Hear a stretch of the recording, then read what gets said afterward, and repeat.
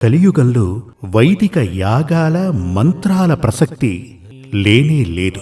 ఇప్పుడు చూడండి, ఈ వైదిక యాగాలు ఎక్కడ జరుగుతున్నాయి? చాలా అరుదు కదా. అంటే వివరంగా చెప్పాలంటే ఇంద్రుడు, అగ్ని, వాయువు, వరుణుడు ఇలా ఉన్నటువంటి దేవలోక దేవుళ్ళు,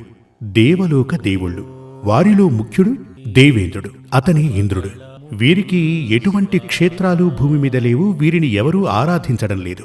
చాలా అరుదుగా కొన్ని కాలాలలో యాగాలు అవి నడుస్తూ ఉంటాయి. అవి మన దేశంలో ఎక్కడ జరుగుతున్నాయో నాకు తెలియదు. కేరళలో చాలా అరుదుగా ఇటువంటి యాగాలు, వైదిక యాగాలు జరుగుతుంటాయట.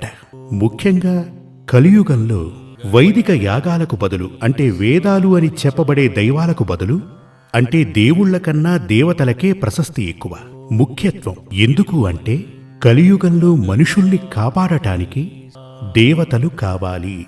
ఆ దేవతల్ని ఎలా ఆరాధించాలి